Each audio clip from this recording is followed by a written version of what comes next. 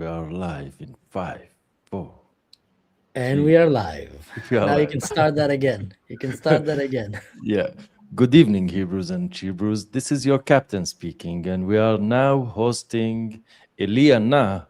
We will dive right into it because there's a lot of things to discuss today. So, Elyana, good evening. How are you doing? Good evening. Thank you. How are you? Thank you for having me. Well, pleasure's all ours. You are Kurdish woman analyst, political analyst that now based in Jerusalem, from what I understood. But you basically from Iraq originally. No, my personal story is a little bit complicated. I was born in the Netherlands. I lived in a few different countries. I am based in Tel Aviv. I do go back and forth in Jerusalem a lot as well, of course. But yes, now I am living in Israel and doing what I can from this side, both for both of my peoples, the Jews and the Kurds. Wow. Well, we wish for a more gezellig times in our days, right? And amen. For those of you who don't know, Elyana is an independent activist that her voice became even more important than ever now with what is happening among the Kurds in Syria. We are witnessing live at hand a betrayal, Game of Thrones, Obama level, epic scale of betrayal against the Kurdish people who are probably the closest, most brave, and loyal ally to the US for the last several years, fighting ISIS on behalf of themselves and of America. And for those of you who don't know a little bit context, when the US started fighting ISIS, they needed boots on the ground, someone that knows how to fight them, and they found the Kurds, which was the perfect match for that. A very secular Muslim group that is mostly Muslim, not only, but that is living in that region, a very free society that have equal rights for men and women, very liberal, that even makes some Western countries look, not as progressive as they are. And they align themselves very well with Western values, democracy, freedom, and bravely fought against ISIS and defeated ISIS, and then opened huge camp centers and prisons for ISIS detainees, the worst of the worst, and their families, which, surprise, surprise, some of them are actually worse than the fighter themselves. And for many, many years, until a few days ago, they were holding that line and keeping these monsters away from the rest of us on behalf of them, of the West, of America. But all of a sudden, America turned side and basically, from what it looks like, kind of publicly even said, our need for them, that's the words of Tom Barak, our need for the Kurds have expired. And now we are joining with Jolani to fight ISIS. But in practice, the Syrian government with Jolani, what they did is actually went and freed the ISIS fighters and started massacring Elyana's people, the Kurds, in the most horrific way. If you guys don't mind, I just want to start with a quick video that breaks my heart. I saw this video today, and it's a little bit hard to watch, and I apologize, in advance, Elyana and anyone, but I think it's important for our viewers to see it. They're telling him to bark.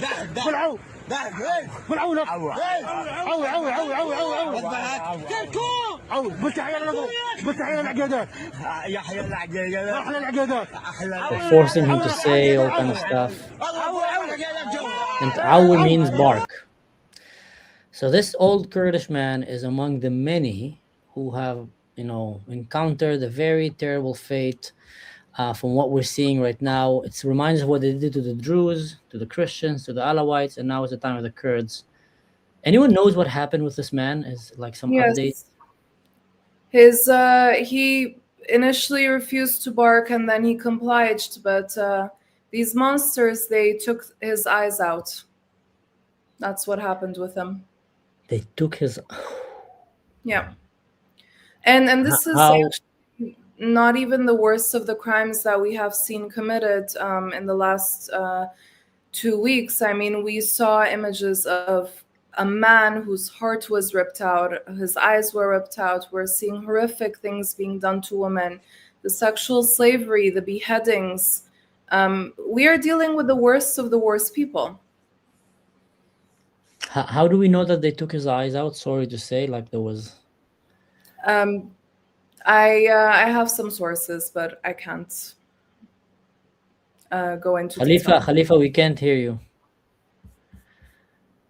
Sorry. They executed. I even published it on my Telegram channel. And if you noticed, for the Arab-speaking people, that he, in this video, he said, "Ithbahak, Ithbahak, should I slaughter you? Should I slaughter you?" And they did finally. Like I've seen the images, I've seen the pictures. This man is unfortunately died. He got killed. This is just We have a what's list of crimes that took place that is, 2, 3 pages long of the worst of the crimes that have been documented, and they're being compiled right now. Unfortunately, not a lot of it makes it to mass media, and it isn't spoken about because there's still a will to keep some kind of perception of this government as anything other than what it is, which is a terrorist government. Elyana, I want to ask you a question. What do you think what's your opinion about what happened right now in terms of the role of America and of the West? How do you make sense of it? So we have to understand Syria and the demographics a little bit better for that. Kurds are indigenous to 4 different countries, modern day states: Turkey, Iran, Iraq, and Syria. And actually, Syrian Kurdistan is our smallest part. Now, the fight that is happening right now in cities like Kobane and cities like Qamishlo, those are Kurdish cities. Now, Raqqa and Deir ez-Zor, the places where Kurds had advanced to, at a certain point, we saw that Kurds had about like almost 1/3 of the Syrian map, that it was under Kurdish control. Exactly. Thank you very much. So Raqqa and Deir ez-Zor, those areas are not historically Kurdish areas. But Kurds were pushed by the US to go there and to take control of there because those were the hubs of ISIS. And nobody else besides Kurds could fight ISIS on the ground, could keep ISIS in prison. And Kurds also had to integrate Arabs into the Syrian Democratic Forces, which was formed by America. So that's a little bit of the history. And essentially right now the fight is more, it's like the map doesn't look the same anymore. Kurds have been fully pushed back into their cities, but basically for America to have control all over Syria. Syria is historically a difficult plane, it's a difficult place. Kurds are not a unifying factor in all of Syria because we're talking about incompatible ideologies. On the one hand, you have Kurds that are democratic, secular, freedom of religion. You can be atheist if you want. You can be live freely as a Jew, so on and so forth. And on the other hand, we have Arab tribes and we have terrorist groups that have definitely a very extreme ideology that are Salafi jihadists a lot of times. So we're talking about like very extreme Sunni lines. So in order for America or for America to have control over all of this area, in a way, Al-Jolani is a more unifying factor, except we know that that is not true because we have the Druze that got massacred, we have the Alawites that got massacred, we have the Kurds that are getting massacred. And America also spent resources and years in the fight against ISIS. And now we are seeing Syria become a hub of ISIS, of terrorism. So I understand from a side the mentality, but on the other hand, it doesn't make sense. What completes this picture is Turkey and Tom Barrack. Now, Tom Barrack is the special envoy of the US to Syria. Tom Barrack is also very closely aligned with Turkish and with Qatari interests. And Turkey has, for years now, Erdogan have a neo-Ottoman policy of expanding its influence in the Middle East. And we can see that materially on the ground in Syria. In 2019, they invaded a Kurdish city of Afrin, which was a haven in the Middle East of democracy, of education, of progress. And then it was turned into a Palestinian terrorist hub, which unfortunately a lot of Israelis also don't know about. And also we can see it in other parts in Iraqi Kurdistan with all of the military posts that they have, and in other places with Turkmens and with Azeris, and just trying to become the head of the Ummah and expand influence all over the Middle East. And Tom Barrack allows that, and America and Trump and Erdogan are very close. Why is Tom Barrack allowing that? What do you think is the reason? Tom Barrack is an interesting character. I mean, he has his own invested interests in Qatar and with Turkey. These are financial ties, these are personal ties. So that's the very simple of it. That's the reason. He has interest in both countries. All the way to justify, sorry, Khalifa, to justify America switching side, abandoning their Western mindset allies and joining side with Al Qaeda and ISIS. Because if you see, when Tom Barrack was writing this email, this tweet to the Kurds, join side with Syria, surrender, they will take care of you. Syria is helping us fight ISIS. Now, while he was saying that, in the ground, what actually was happening is that the Syrian regime went and freed ISIS fighters, liberated ISIS camps, so did exactly the opposite.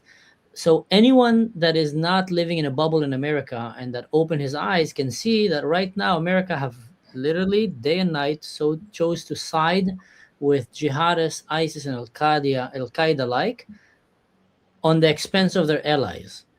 Now, for some reason, Americans are not seeing that, and it's not creating a fuzz there, but anyone outside sees this is clearly what happened. And to think that Tom Barrack will think that this is a good idea to release thousands of ISIS prisoners and to support an ISIS regime, and it's not going to come back and bite Americans or Europeans. Like, oh, these guys, where are they going to go?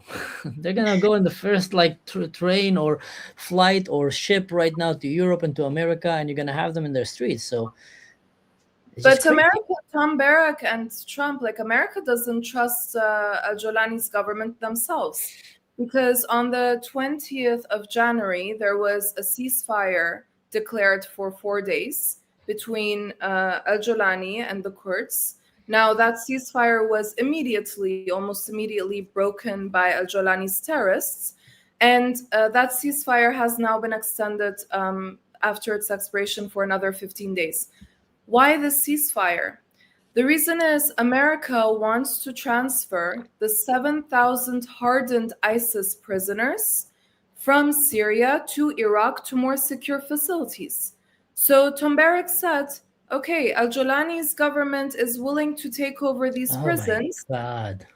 And they will take care of it. And that's why we don't need the Kurds anymore. But now they are trying to transfer them to Iraqi facilities. So obviously you don't have any trust in Al-Jolani or his Syrian government to actually take care of ISIS. And exactly like you said, immediately we saw them release ISIS prisoners because those are their brothers in arms. Those are their family members. So naturally, that's the result. Al-Jolani himself has ties, he was a member of Al-Qaeda and ISIS. He had a 10 million bounty on his head. He was one of the most wanted terrorists. So unfortunately, putting on a suit and trimming the beard doesn't change the character, the past, or the ideology of a man. And everything he has done since he has taken power has shown us that he's exactly who he has always been, a terrorist. Elyana, well, we dove right into it, but before it started in Rojava, in the northeast part of Syria, it started in Aleppo. And we all, if we can recall or remember, last March, Mazloum Abdi, the leader of the Syrian, Kurdish Syrian forces, signed a treaty with Jolani, basically. So what started it all? Just to and what is the casualty count so far in Aleppo and after that in Rojava? So January 18th there was a treaty, and there has been in March 2024 as well. There was a framework of sorts that was on the table. Now, after, of course, Bashar al-Assad's fall and al-Julani coming into power, there was the question of what happens to the Kurds, what happens to the autonomy, what happens to all of the structures that has been built. And in Rojava, when we're talking about structures, we're talking about institutions, universities, schools, hospitals, a whole state apparatus has essentially been built there.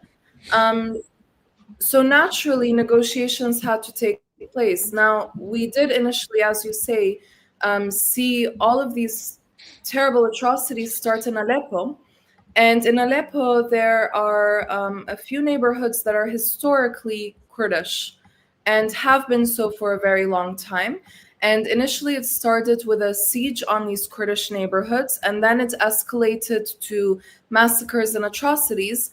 And it resulted with 150,000 people being displaced from their homes and going to Rojava, Kurds that had to leave their homes and escape. And Was now, there a trigger in Aleppo? Like, for example, I can tell you from what happened with the Druze people that they put a video out there and said that the Druze said bad words on Prophet Muhammad or something like that, just to justify the slaughter against the Druze. Did something of that sort happen with the Kurdish people, or did it just erupted like that? um, there's always some chatter, some reason or excuse that is being used. But if you're asking me if there was actually like a trigger, if there was actually something that happened that Kurds incited, of course not. You know the character of the people that we are dealing with. We know it's from the Druze. And I would say that there is also, a push from Turkey, of course. I mean, this isn't only al-Julani's will. Syria has become a bit of a de facto Turkish state. And for Turkey, there's only one thing that is actually standing in front of their expansion into Syria, and that is the Kurds. That's who's right at the border. And this has been a plan for years now. I mean, even when Kurds were at the height of fighting against ISIS, Turkey saw the Kurds as terrorists, not the ISIS terrorists that Kurds were fighting against. And we saw with the expansion, like officially starting in 2019, and ever since, this has been like one of the red lines for Turkey, to make sure that no autonomy is formed on their borders, and there's no Kurdish autonomy. And for whatever autonomy that has exists, for that to be quashed. So in al-Julani, they have found the perfect tool and apparatus for that. And they also, of course, have their own militias on the ground that they have been feeding and clothing for years. To help people understand, some people asked about the map, so just going to give a quick one. This is not the most updated map, but it gives kind of an idea. What you see here, the yellow, that is the Kurdish part of Syria. They were holding a pretty big part in Syria, and also in the area here, that's where the most of the oil and all kind of expensive minerals that belong to that land. So they were safely guarded by the Kurds. Now, the red part is the big chunk. That is a chunk that is predominantly right now controlled by ISIS and Al-Qaeda, it's safe to say, and the government of Jolani. Damascus is quite here, and the blue part down there and that area here, that is Israel, and the areas that Israel took right now from Syria to defend itself. The Druze mountain, you can't see it here, but it's somewhere over here. Now, the communities that are in this line, Damascus and South, became relatively safer because Israel told the Al-Qaeda and ISIS groups and the Turkish groups that if they come down here, Israel will obliterate them. And anytime they went down there, literally Israel blew them up and send them back to meet their 72 demon-goated heads in devils in Jannah. Now, anything above this area became a free Mad Max land for jihadists. They're going around killing and massacring, and they couldn't enter the Kurd area because they were very strong. They were, up until lately, they were actually holding the strongest army in Syria. So they were considered stronger than all of these forces here. But all of a sudden, all their equipment jammed, their radios went silent, their alliances, just abandoned them. And Syria, with the backing of Turkey, came down and charged in with military graded drones and military equipment and just went in and started slaughtering. And what you saw now, guys, in that image, that orange piece here, almost all of it disappeared now. So Yeah. in a very, very quick blitz, one of the strongest forces in that region completely got defeated and almost erased. It's unheard of. And they were the allies of America until a few days ago. All of a sudden they stopped being, and they just literally got erased. To give you a little bit of a context, Tom Barak appealed to these forces as they're being erased and massacred and told them, join side with Syria, they'll protect you and they'll keep your identity.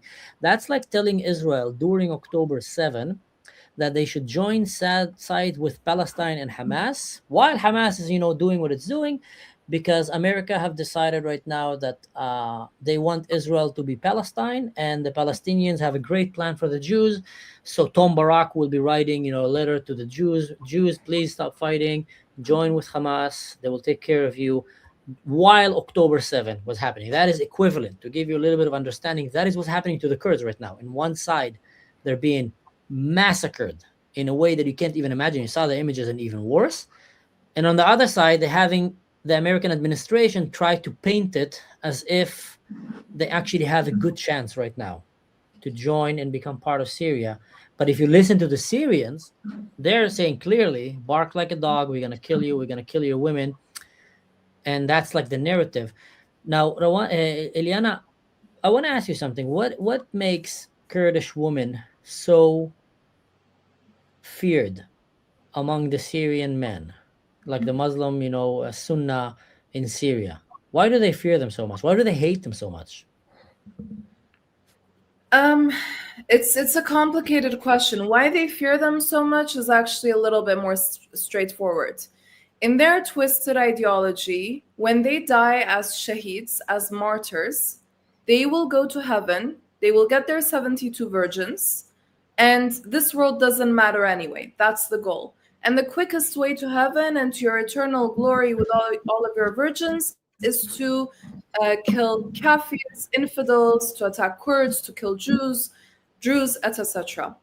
Now, they also believe that if they are killed by a woman, they do not go to heaven and they do not get their 72 virgins. So in the fight against ISIS, we actually have records of this. There would be times where the Kurdish female fighters would be going into war, into battle, and Kurdish women, when they go into battle, they ululate, like they make the tilala sound. Mm-hmm. And ISIS men who would hear the Kurdish woman's sound would start running away because they were so scared of being murdered by a woman. Why they are hated? Kurds historically have never been a part of the Ummah. There is an Ottoman saying that was used as an insult, and amongst Kurds we laugh at it, that the Ottomans used to say the Kurd is only a Muslim compared to the camel. Now, a camel is an animal and can't have religion. So if you compare it to that, Kurds are Muslim. But if you compare it to what a Muslim should be, Kurds aren't Muslim. So that's historically been the viewpoint of the Islamic Ummah towards the Kurds. Now, especially with the development of Kurdish nationalism, the ethnic identity has superseded any religious identity because Kurds also historically have been multi-religious. Now, Kurdish Jews or Jews of Kurdistan were in Kurdistan for 2,600 years, and Kurds in and of themselves, a lot of them were forced to convert to Islam but have a variety of religions. Some of these religions are still represented today: Yazidis, Kakais, Alevis, so on and so forth. So, and also they're historically, culturally different. We have anthropologists and travelers from France and Britain in the 18th century, in the 19th century, in the 17th century, going to Kurdistan and to the region And they would talk about how they would be in the Middle East and they would see all of these women covered behind veils. And one of the famous ones says, and then I go to the strange land and I see a woman with her hair free in the wind on a horse with a sword by her side. And these were Kurdish women. So historically, it's a very different culture. And it's everything that Islamists absolutely hate. Women should be in the home, they should be quiet.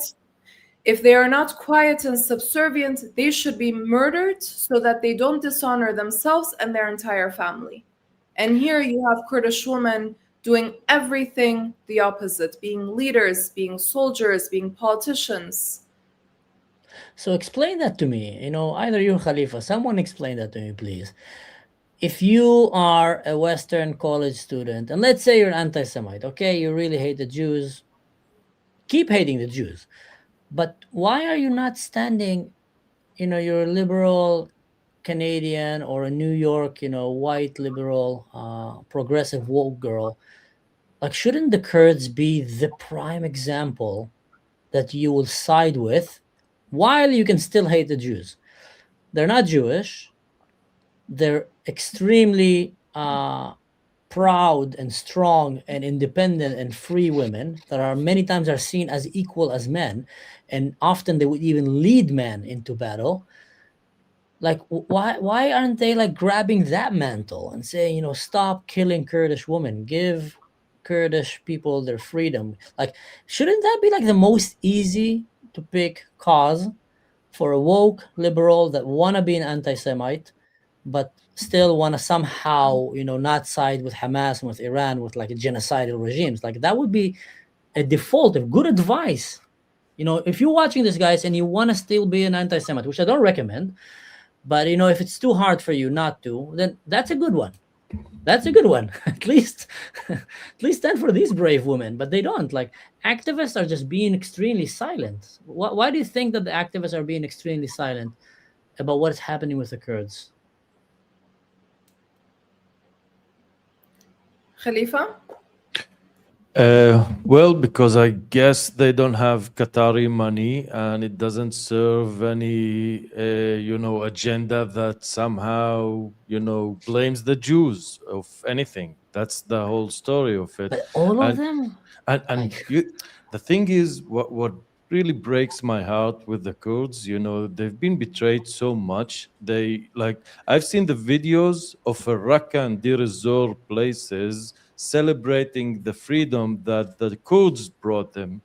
And once those people saw that ISIS is coming back, they betrayed the Kurds once again and said, yeah, okay, we are ISIS back again now. So this is like the disgusting aspect of politics here.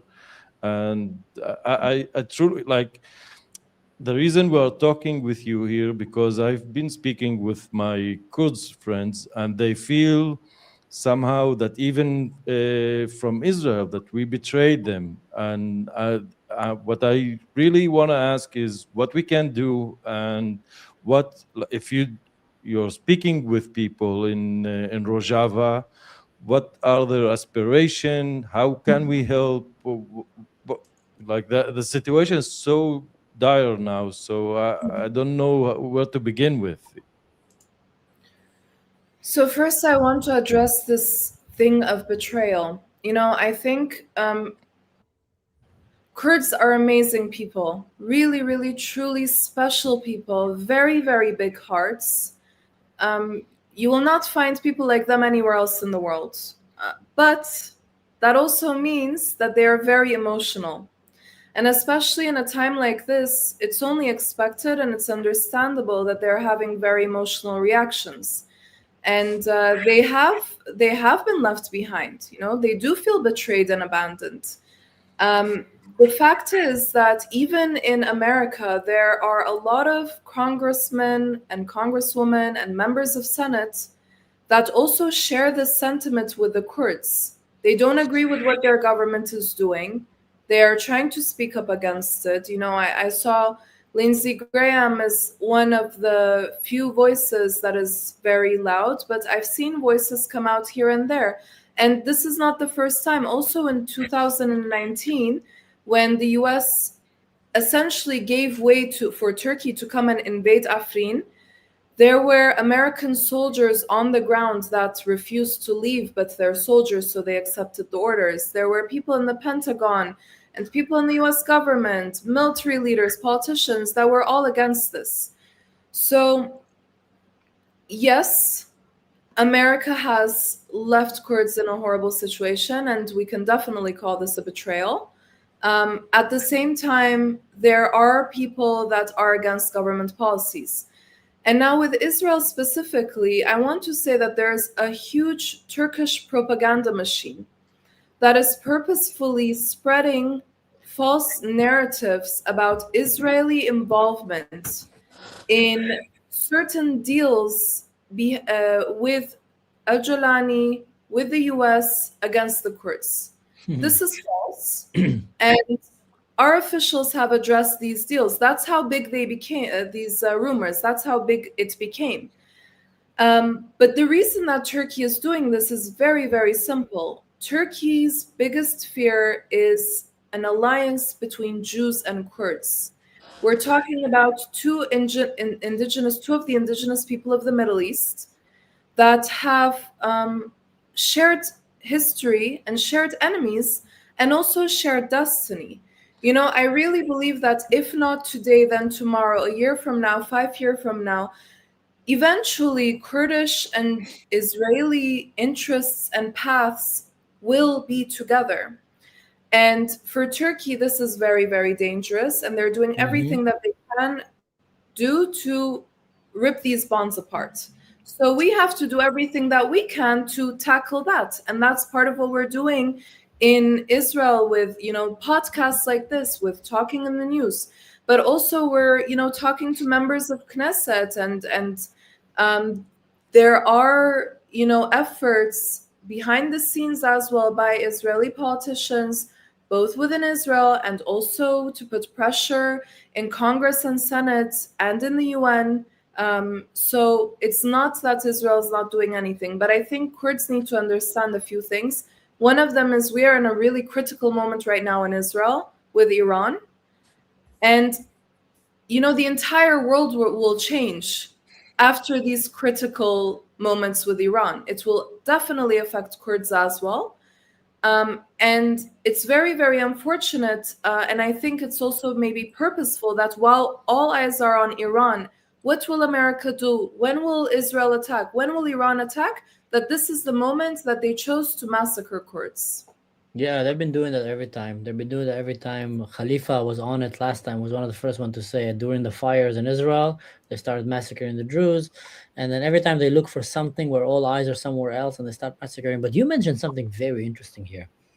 And that is the fear of Turkey and the radical jihadists, Muslim Brotherhood, and etc., to have the unity between strong, liberal, progressive minorities in the Middle East.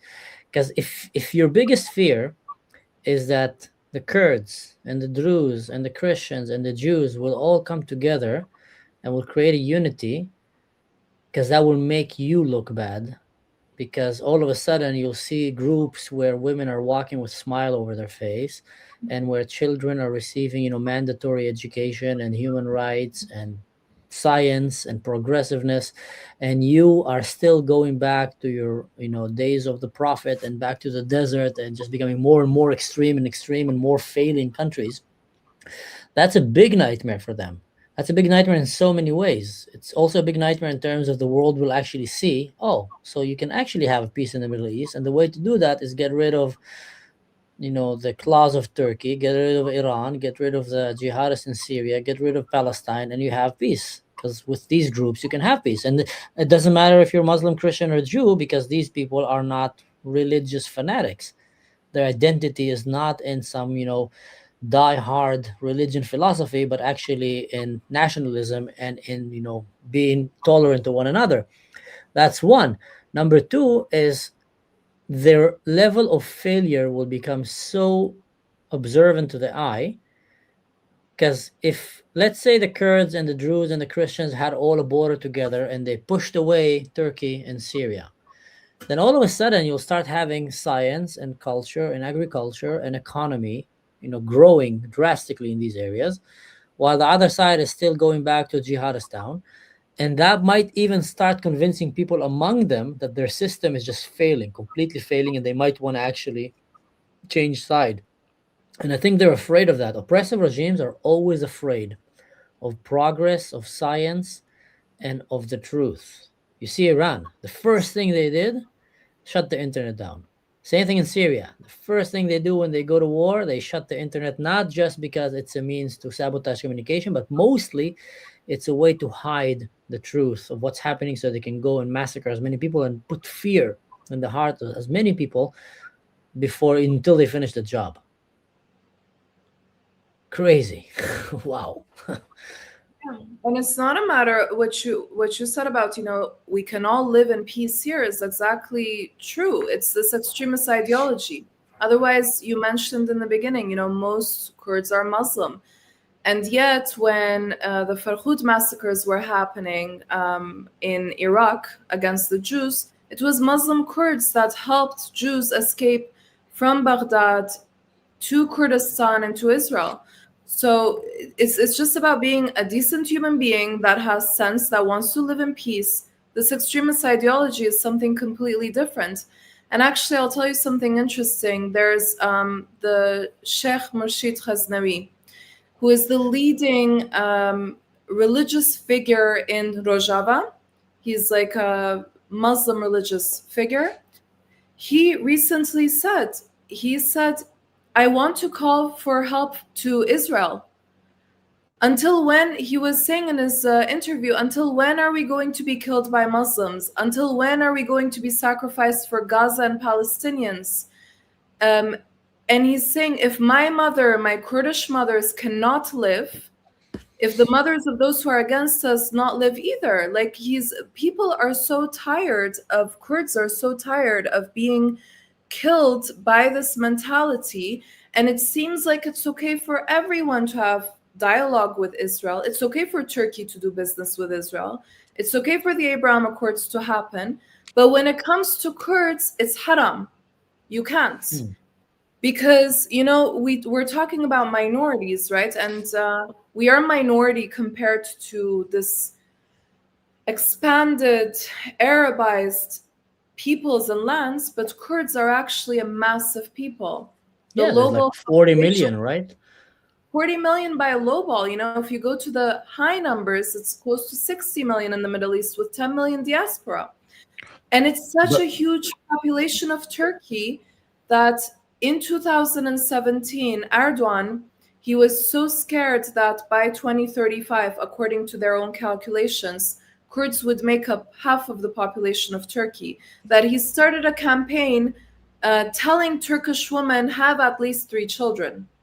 They're scared. And their fear is different from our fear. We're scared of being, God forbid, raped, killed, murdered, beheaded. They're scared of freedom, peace, Kurds speaking in their mother tongue, having their democracy. And not being able to have their expansionism and have their these empires and new Ottoman structures and the Muslim Brotherhood and spreading their claws everywhere. But theirs is also a fear.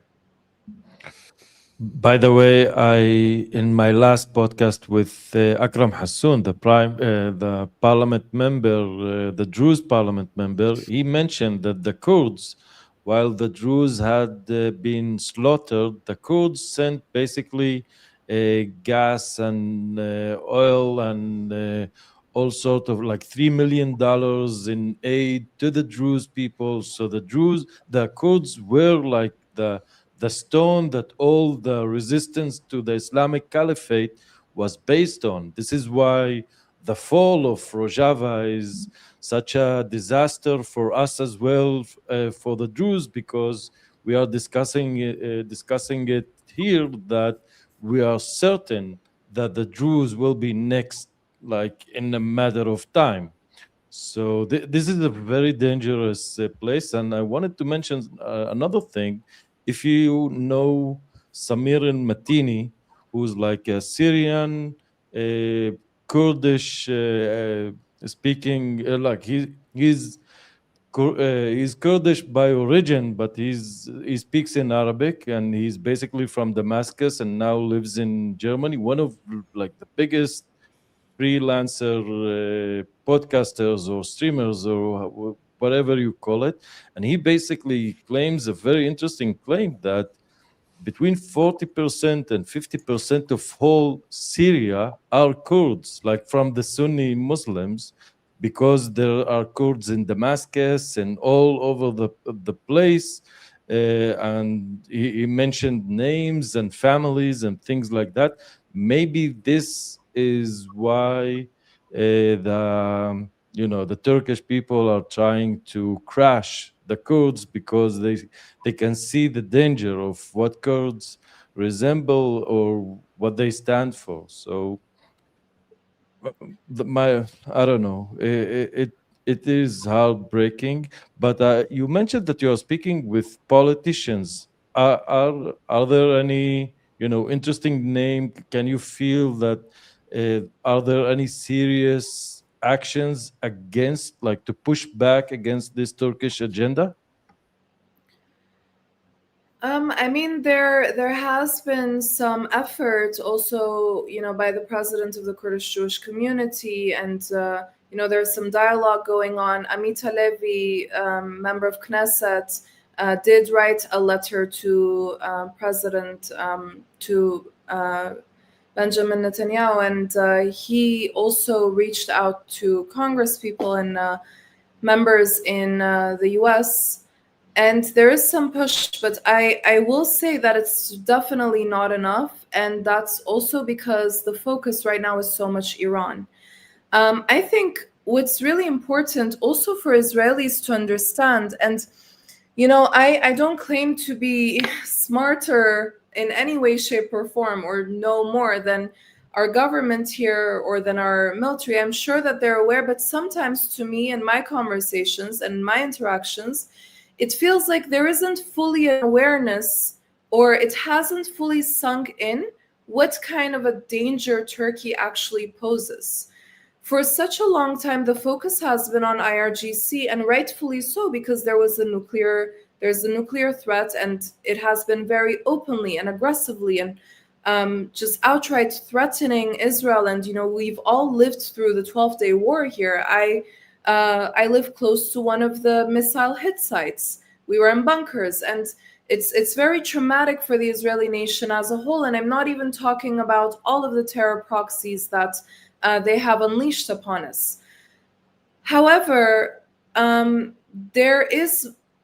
I saw a few reports. This was last year. I saw one report that was talking more seriously about the potential threat of Turkey as a member of NATO, of that being larger than that of Iran, of what it poses, and that we have to, start thinking long term about it. But I will say something else, that up until October 7th, Israel has always been in a defensive position.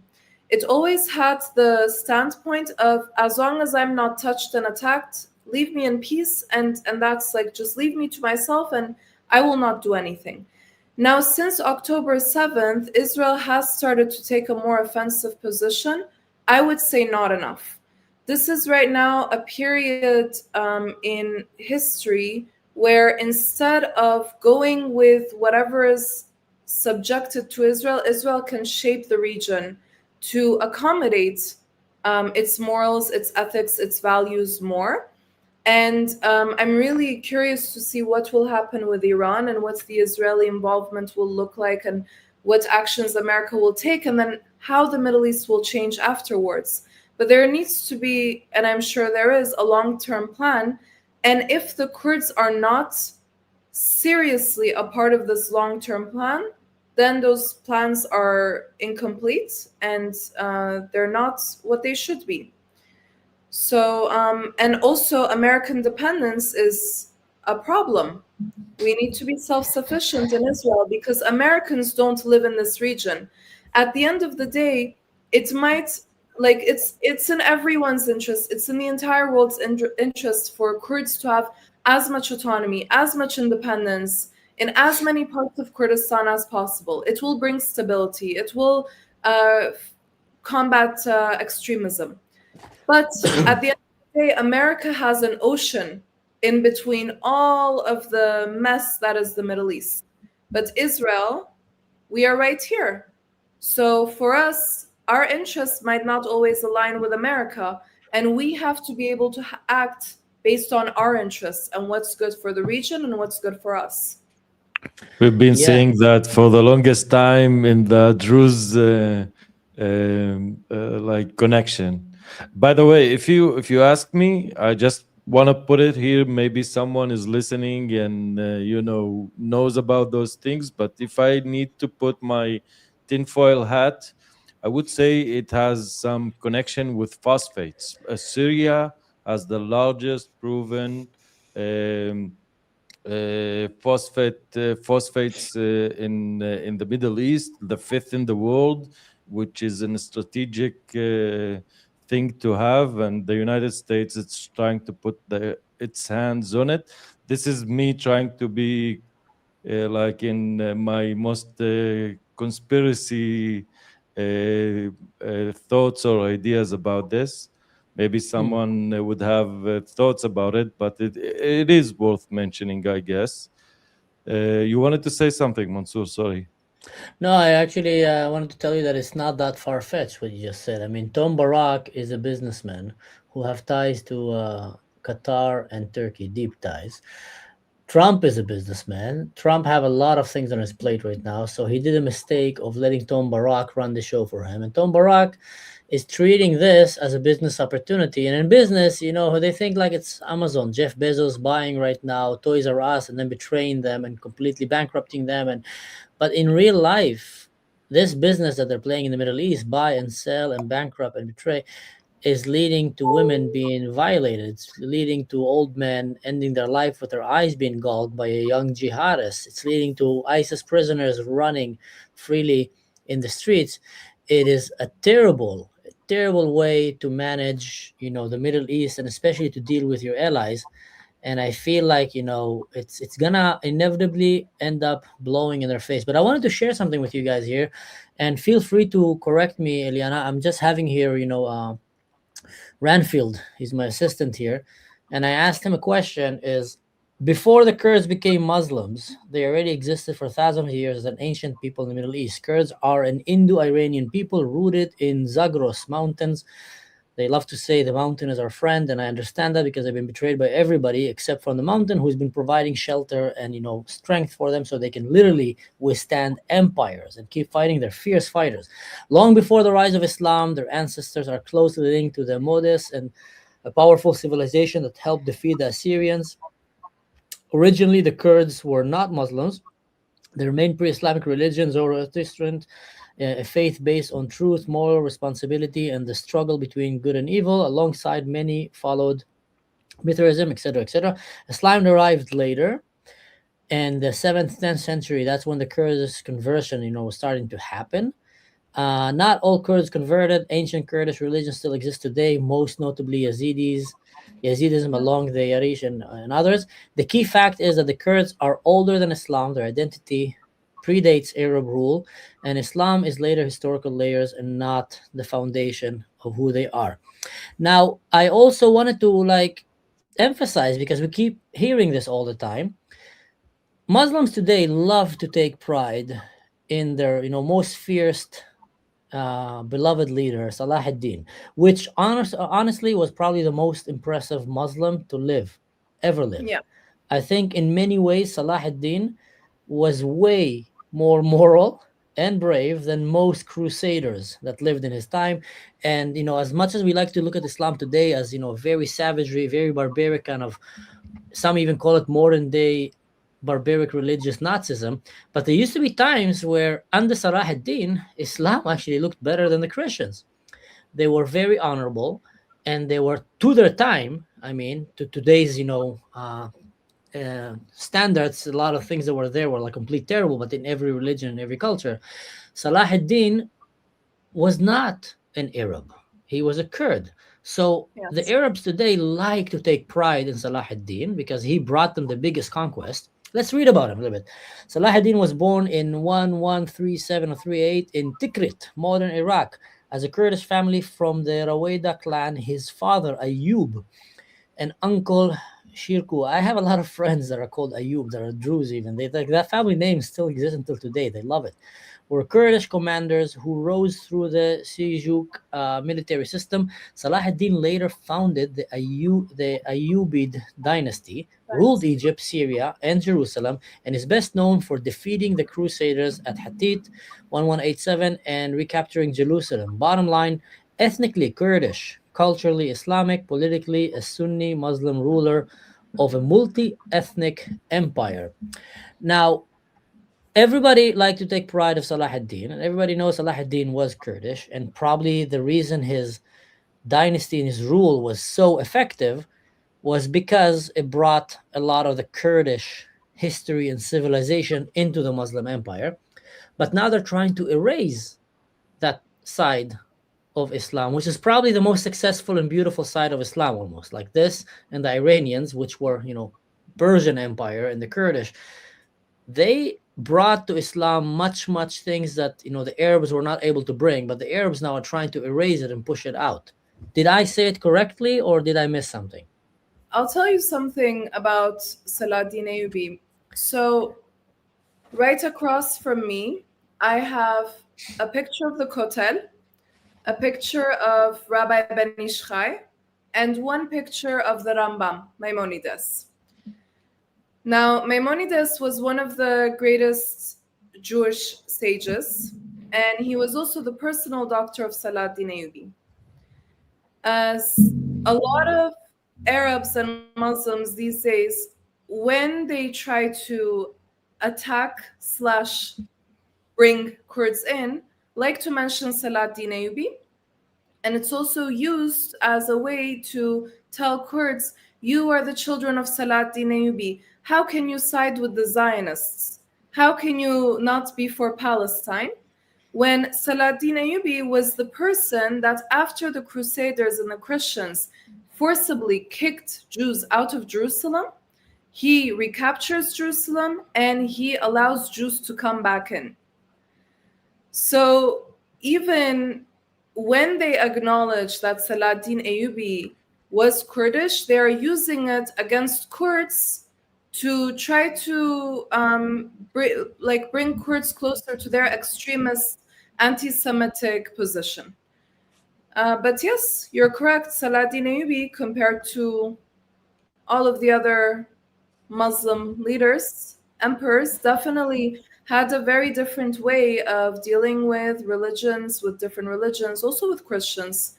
He was especially fond of Jews and had a good relationship with them, and he facilitated the Jews that were displaced coming back into Jerusalem. Yeah, if you don't remember that famous story when he heard that his enemy, the Crusader king, was sick, he sent him his personal doctors with fruits and medicine.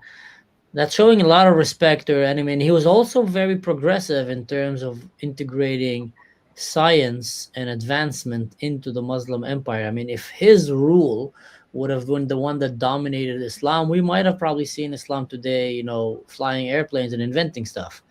But it was taken back by Muslim Brotherhood, twisted Salafi kind of backward mentality, and send Islam back to the Stone Age, and never really allowed it to adapt to new culture and civilization. That's what we're seeing today. Crazy. Can I ask you a question, a personal question? What made you come back to Israel? I don't have a very unique answer. After October 7th, I decided to come to Israel. And, actually on October 7th, I just remember being so horrified and so heartbroken and incredibly angry. And, I just had the feeling of like, I have to be in Israel. And when people were asking me, why are you going to Israel during in the middle of a war? I was saying if I'm not there in the worst times, then I won't merit the best times. Now, at the time, I was not religious. I wasn't observant. Now I'm, I would say, an Orthodox Jew. But I didn't understand that what I was saying was actually saying I need to be here during this time because we are heading to the times of Mashiach. So that's my personal answer. Wow. I really believe that we are seeing an ingathering of the exiles. Jews are coming back home from all over the world. And when I am faced with such horrible things that absolutely rip my heart apart, like what I'm seeing in Kurdistan to my people, that is kind of the optimism that I hold on to, that sometimes it goes worse before it goes better. And I really believe that part of like the healing of this world is a strong independent Kurdistan eventually, God willing, next to a strong Israel, where we see Kurds, Druze, and Jews and other minorities actually bring light into this world. And for so long, Middle East has been producing the darkness in the world with all of this terrorism. But actually, this can be a real source of light onto the rest of the world. It's amazing that everybody somehow describes this spiritual awakening like post October 7, where like the world just had a clear cut case of now decide on which part you want to be, which reminds me that what Mansour just said, that the Kurdish roots go back to Zoroastrian, that the whole world perception is between good and evil and things like that. So it is truly resonates to me what you just said, and it's amazing just to meet it from all different places. But if we get practical, again, sorry for putting things down to earth. Are there any plans for more demonstrations or things to do, things that we can do? You know, use our this small platform to somehow promote or help, or I don't know. Can we do anything? What I love about Israel is that it's such a small, like it's a very big family. It's a very small country.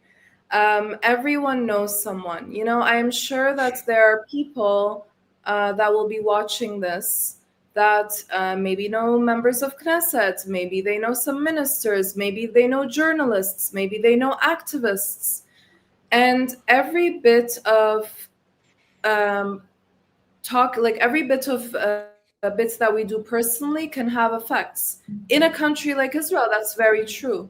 So I think we need to first be educated about Kurds and Kurdistan and what is happening. And I hope in the future to actually come on here and talk with you guys about all four parts of Kurdistan and the grand story. And then we need to just spread the word and we need to push where we can. So especially, I think, also we have people that have maybe connections in Europe and America. Every person and their capabilities, it's different. Some of them, it's like to talk to your friends and to around you. And other people, maybe they just, they have the capability to do something, but they just don't understand it or they don't know it. Now, what can Israel do? Kurds really, really need an advocate, need a guarantor. Kurds, unfortunately, are horrible at diplomacy, at lobbying. And, this is not a criticism. This is just the reality of the situation because they have been fighting on the ground against ISIS and terrorists and states and doing all of this without a state. So one of the things that is crucial is for Israel to actually be the voice of the Kurds on the international stage with the US, in the UN, in Europe, and to lobby for Kurdish rights and to put pressure and to be the guarantor and to bring al-Jolani. And I'm saying this very unfortunately. This is where I think we are at. To bring al-Jolani and Kurds to the table and to make the terms of whatever will be agreed upon as favorable as possible with as much protection for Kurds as possible. Because I wish that I could say something else that would be more in the direction of independence and so on and so forth. But right now, the main concern is Kobane has been under siege. Today, aid has finally come through, but yesterday we had 4 or 5 children die from hunger and from cold. They are literally starving a population into submission. And this is not okay. This is not okay, no matter whether or not Kurds were your allies or weren't your allies. We don't hear anything from the humanitarians. So we need to do as much as we can, as fast as we can, to prevent massacres from happening, to protect the Kurds, and then to get them into as favorable of a position as possible. And this means that we need a guarantor coming in, stepping up for the Kurds, and that guarantor is Israel. Here's a crazy idea. First of all, for all our Druze friends that are listening to this, I think that the case of the Kurds proves the importance of Israel, that you can't be such a huge minority, like 40 million people, but you can, although you are striving for independence, you can't really achieve it because you don't have any exit for sea. The only sea that you can get access to is to the Mediterranean, in my opinion, via Israel. So this is why Israel is so important here, and Israel really drives my gears. Like in these such situations, it's the passiveness. Like, you're sitting in the UN, you always complain about the UN, but once you have such clear cut cases of people being slaughtered, where is the diplomats? Where is the diplomacy? Each like time or a minute or a second, people talking about the Kurds or the Druze is a minute or a second spared from people talking about the Palestinians and all. We've been talking on the Palestinians for 80 years, nothing been going over there. Let's just talk about people that they are not into terror, they are not into killing people. These 2 points aside, so me and Mansour, we are talking about, there's a word in Hebrew that everybody is scared from, which is transfer, which is a population exchange. So in my opinion, everybody now speaking on new Sykes-Picot is no longer here. So the way Kurdish people, would they like to change their habitat from Kobani, Afrin, north part of Syria, to come, I don't know, to south of Syria to live by the Druze and maybe have a Druze state right next to Israel? I think someone here mentioned. Do you have anything to say about that, Elyana? Sorry. I think Kurds would be thrilled to be neighbors with the Druze and with Jews instead of their current neighbors. However, Who wouldn't be? Kurdistan is their land. So there are other ways of being a neighbor. And I think that is through having Sweda, the Druze areas connected to Israel, having a corridor to the Kurdish areas on their own land. This is the land of their forefathers and ancestors for thousands of years. Just like Jerusalem, Israel, for 2,000 years, Jews in exile called for Jerusalem, called for coming back home. Kurds are on their home. They're just being suffocated in their homes. They're being killed in their homes. So that's where they are. And don't forget, Kurdistan is divided into 4: Iran, Iraq, Syria, and Turkey. These are artificial borders. Right across from Syrian Kurdistan, on the other side, in Turkish Kurdistan and Iraqi, those are their brothers and sisters. They're actual cousins. They're actual family members. One day, Kurds were living in a reality where they would just walk to the village across to see their family members. And the next day, they found themselves divided into 4 and living in different states. So, when people talk about Kurds as separatists, and when I say people, I'm talking about Persians and Turks, etc., I like to talk about this, that Kurds have never been about separating or being separatists in regards to other states. They have been always about uniting their family, which had already been separated by British and the French with the Lausanne Treaty, and of course Sykes-Picot before that. I agree and I respect what you just said. And I want to take a moment to actually answer to a point that UV9845, which usually have pretty good points to put here. So there's a huge difference. Israel is a tiny, same with the Druze areas, and no oil. Kurdistan requires breaking four nations apart. Now let me just throw an idea to space.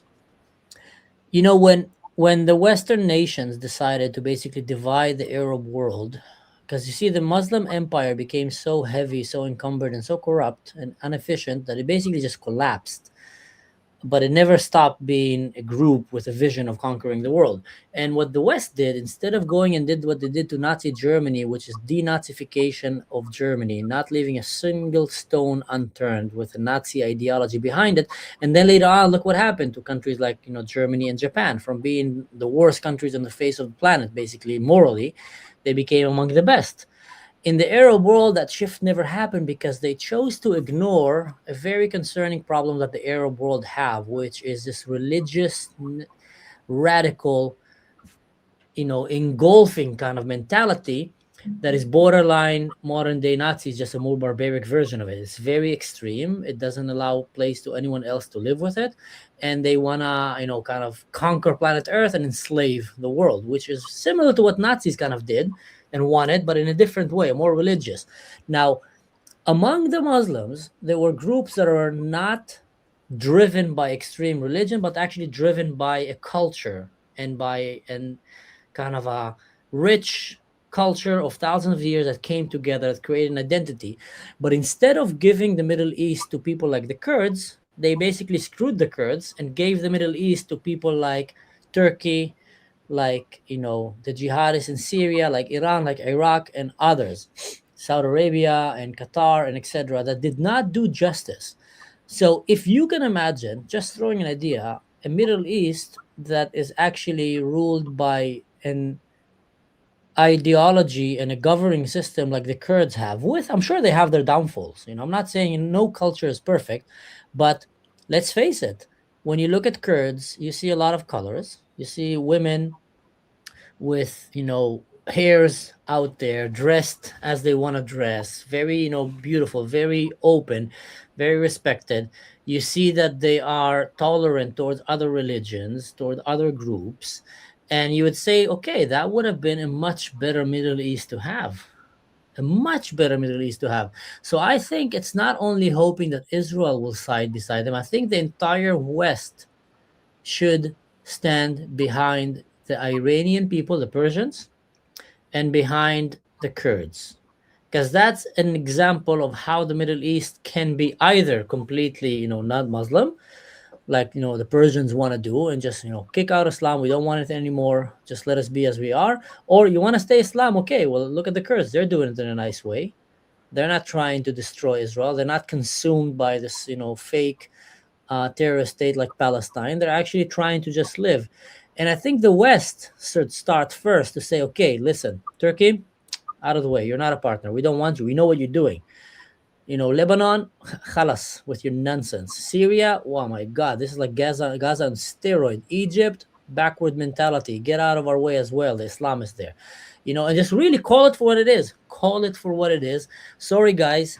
You have radical, racist, jihadist ideology that is very harming to women, to children, to Jews, to Druze, to Christians, to minorities. We don't want that. The West should be very clear with what it expects from the Muslim world. And only then you'll actually have a chance for the Middle East to become a better place. Only then. But if you keep catering to the needs of Turkey, to the needs of Syria, to the needs of Muslim Brotherhood, Iran, you will never, never have a solution in the Middle East because these guys are just fooling you. People say Jolani put a suit now to look more advanced. No, guys, this suit is not only to look more advanced. This suit is a camouflage outfit. He says, how can I fool the Americans? I need to camouflage myself. So I will wear this camouflage new uniform, which is a suit, and it's working. All of a And sudden, it's siding with him. and you know the pattern. If we discuss Giuliani, give me one statement of Giuliani denouncing those atrocities. It's been happening with the Alawites, with the Christians. Alawites women are still being kidnapped, and girls and young ladies being kidnapped from their homes and coming back as Sunni Muslims.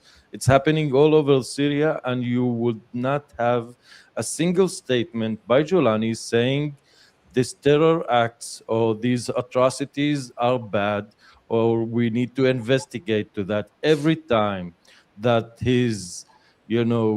those dogs, those monsters go for their bloodthirst and go to seek some fresh blood to kill, he goes down the radar, and he doesn't appear, doesn't say anything. He agrees by silence, which is the most disgusting thing that you can do. And I think one thing I wanted to add to what you just said, Mansour, which is spot on, that it's not only Turkey, it's also Saudi Arabia and Qatar.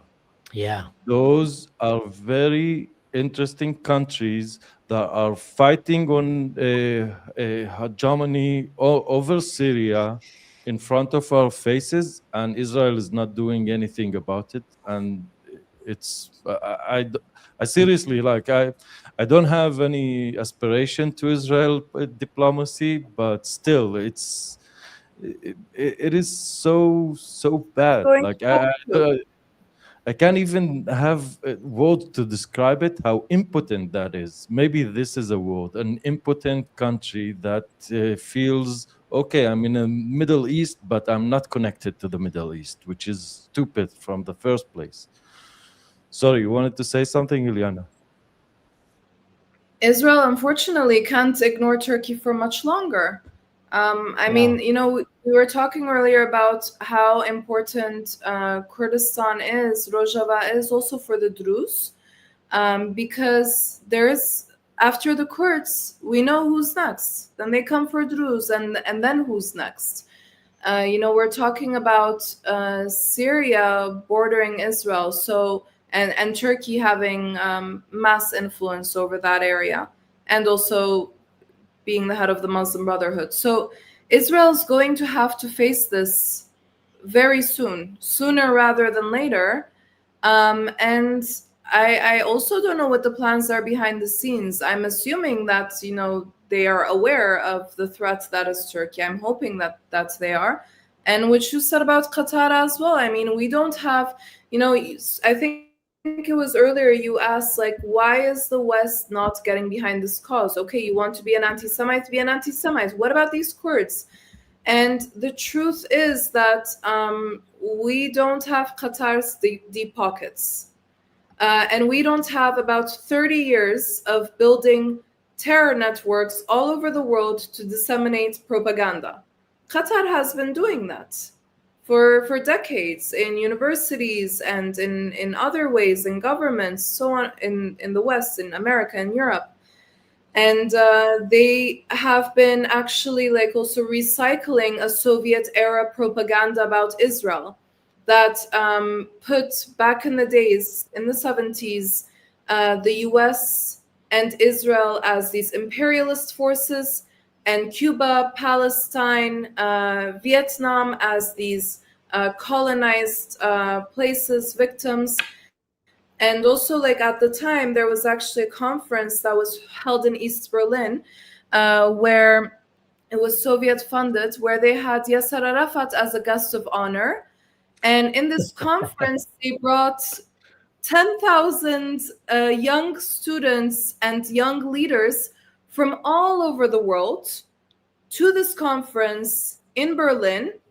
And these people got all of this Soviet propaganda about Israel and US being imperialists and Palestine and Cuba and etc. And they saw Yasser Arafat speak. And then they went back to all four corners of the earth to become the leaders of left-wing student unions and political parties, and they have been pumping out this propaganda ever since. So it's a very different kind of beast that we are fighting that has quite a history behind it. Hmm. I think Turkey is definitely something to pay attention very, very carefully now. I think they just mentioned not long ago, Erdogan said something about every country that conquered Syria ended up conquering Jerusalem after, like hinting about the grand scheme of conquering Israel. And I think if they could, they would. And I think Yes. Turkey is slowly becoming the next Iran, the one that will have a desire to conquer all the Arab nations in the Middle East and then lead them into what they see the prideful ancient caliphate, which their agenda was world domination, world domination. So they're actually thinking in that aspect. And I think the moment that they will try to clash with Israel, all hell will goes loose. I And am they're 99.999999999999999999999% that Israel would literally demolish them. 9999999.7. That point seven is because someone might stop us in the way, like literally wipe the ground with them because they are, dumb kind of country. With all due respect, they're not as trained in battle as Israel, and also they're. Here's one thing. Here's one thing you need to know about the enemies of Israel, and I think that was always true. There's no unity among the wicked, and it's very easy to defeat them because they're wicked. And when they're wicked, they're oppressive, and when they're oppressive, the people who fight for them are either orc like Mordor evil kind of murderous people, or they're slaves. And the moment that they have a chance to break loose, they will usually betray them. I mean, look at Iran. Very easily, it was so easy for the Mossad to basically have the biggest branch of Mossad agents in Iran. They have more Mossad agents in Iran. They probably need to have like a queue of people that want to join the Mossad because they hate the country so much. Turkey is becoming slowly and slowly very evil. I mean, I'm hearing, and I have good friends in Turkey, but I'm hearing a lot of reports from people who went through Turkey, and they just tell you about the way that they were treated. It's just unbelievable. Migrants that will cross the border through there, Christians, Druze, Muslims, doesn't matter who went there. There's a lot of wickedness that is growing in that country, and undoubtedly they are hoping one day to attack Israel, and I think also Europe and others. And let's face it, they do have a big army. They do have a big army, and they do have a very capable, force of destruction that should not be ignored. And I think inevitably, that's what I think. Sooner or later, they will get hit really, really hard and really, really bad because that's how countries fight wars. They don't wait for you to come and attack them. They go and defeat you before. And with all due respect to Turkey, the Western intelligence is way more advanced, CIA, Mossad, and etc. And I think they can see through the lines what are they doing. So what Turkey is doing now, I think, is suicidal and devastating for Turkey and for the Middle East, and it would plunge the Middle East into catastrophic bloodshed. Catastrophic bloodshed if they're not But stopped. by the way, I always speak about it that the Muslim Brotherhood agenda, it is like trying to tame a dragon. It is an impossible thing to have because once you build a state on the ideology of Muslim Brotherhood, which is Erdogan's ideology, it is so dangerous because it is the same thing that happened to Hamas. Hamas, they don't conceive themselves as ISIS. They don't see themselves as the extremists. They even call the ISIS صاحبين الفكر المنحرف, those with the diverted, Enlightened thoughts. no, diverted, like they are sutim, and they are so off that they lost their way because they are so extremist. But for me and you, looking which is which, they look the same. And why is that? Because once you try to base a state on the head of the state should be Muslim, in the eyes of the more extremist, he will always you will always not look a Muslim enough for the more extreme guy that will always push you to extremist. to be more extremist. Sorry. So this is Mm-hmm. one thing.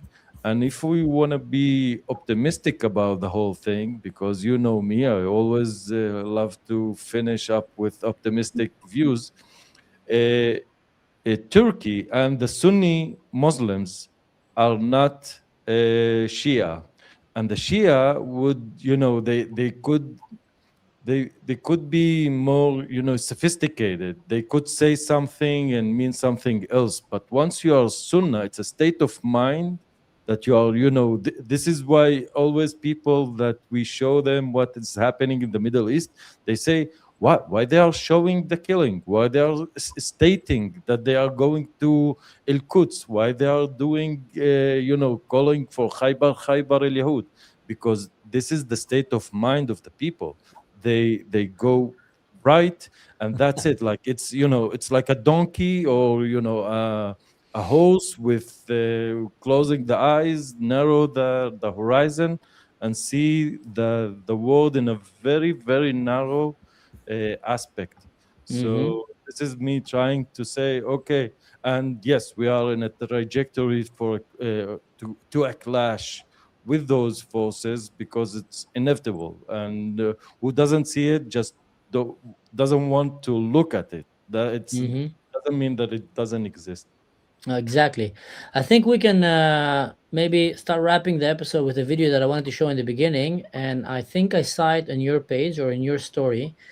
So let's watch it for a second. I haven't watched it, so I'm trusting that it's gonna be okay. But let's watch it right now. Friends, but the mountain. The situation in Rojava is really critical right now. Ex-Al-Qaeda leader came and took over the government. That are right now facing an existential war. Kurdish civilians are being That was trapped you, right? and cut off while the whole world is watching. The government of Turkey has been assisting these Syrian terrorists as they invade the Kurdish region with bombings and drone strikes. Because we have no lines or borders, that means we get no seats at the UN. Thousands of whom fought and died to liberate cities like Raqqa from the fascist menace known as ISIS. And to show its gratitude, the world betrayed them. Ooh, what a terrible story. What a terrible, sad story of what And we're it's seeing right repeated now. so many times. And it happens so many times. I know. Yeah. Well, ladies and gentlemen, I hope you found this episode educational. We have our dear guest here, Elyana, who is a Kurdish descendant, born and raised in Amsterdam, moved to Israel, and right now actually became Chazra b'tshuva, became a religious Jew. Yeah, by the way, how is it, like, how do you feel it difficult? Like, you came from Amsterdam, from Holland. I don't know if Amsterdam, but that's known to be one of the most secular countries in the world. And now you went back to Israel and decided to become Haredit, or like? No, I mean, not Haredi. I am Datia. I keep Shabbat, Kashrut, Tfilah, Tznoah, the whole shebang. And it's actually crazy because I took on commandments, mitzvot, very fast, all at once almost, and everyone told me to not do it and that I was absolutely crazy. It has been the best decision of my life. I have never been happier, and returning to Hashem, to God every single day, and living with God every single day. It's truly, like, thank God, I'm very happy. Wow, that's good to hear. That's good to hear. And I wish you all the luck and all the best in this new path in life. And also our prayers and our thoughts with our brave brothers and sisters in the Kurdish frontier right now in Syria and all around the world. I know it's hard to hear it, and I know you've been burned so many times, but the mountain is not your only friend. You have many of us back home that are your friends and do care about you. And yes, we are not in positions of power, and we are not in government lobbies, unfortunately. But anyone who's watching here, if you have a way to reach people of power, people in position, could be from local administrations all the way to your smartphone, by just uploading images and stories of what's happening right now, so the world does not ignore. One of the things that me and Khalifa told ourselves that we're going to dedicate our channels, both our channels, mine and his, and the Drewscast channel as well, was to be a voice to the voiceless and to help bring that voice out there. So as you know, I'm Druze, he's Druze with Israeli. Yesterday I was talking about Iran, today we're talking about the Kurds. Tomorrow, who knows, but we're trying our best as a small channel to be a voice. I mean, small, I'm saying, compared to the big gigantic ones. Yeah, we still have a relatively respectful, group of audience here, and everybody's watching, and we want to help to reach more and more. So help us by sharing this episode, by pushing it out there, and also by sharing not only our episode, but any episode or any content that is talking right now about what is happening to the people in Syria, to the Kurds, to the Druze, to the Christians, to the Alawites, to the Yazidis, but also to the people in Iran and everywhere. And have you noticed that all the oppressions that I just mentioned right now are all happening under one religion, which is Islam? Now, I don't want to hurt any peaceful Muslim because I know there are ones out there, but here's where I draw the line, and we're going to finish with that. I have no problem with any religion as long as it doesn't try to convert me, as long as it doesn't try to force me to change and to become something else, or else you die. That is where I draw the line, because let's be honest, all religions have crazy ideas in the past and good ideas, some more, some less, but it's all about how the humans choose to practice and live it.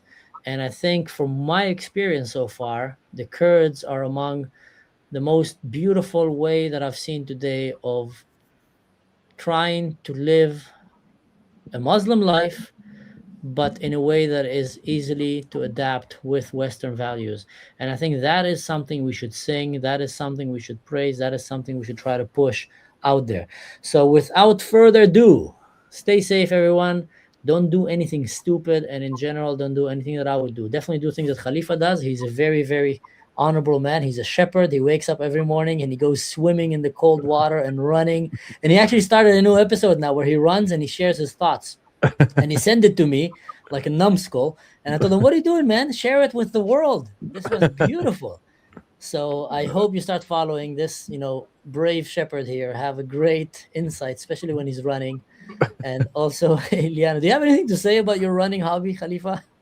No, I just wanted to say something about Elyana. Just notice it that I, out of solidarity, I should have eliminated an A from my family's name to be Khalifa Khalif, like Elyana. But sorry. So consider that done, all right? Wow, your solidarity is admiring. With the Kurds, yeah. Yeah. What a brave activist. We're going to braid your beard in solidarity with the Kurds. Yeah, sure. Yeah, I'm working on it. All right. Yeah, everyone, stay safe. And thank you for being here, Elyana. Good night. Thank you so much, everybody. Bye-bye. Bye-bye.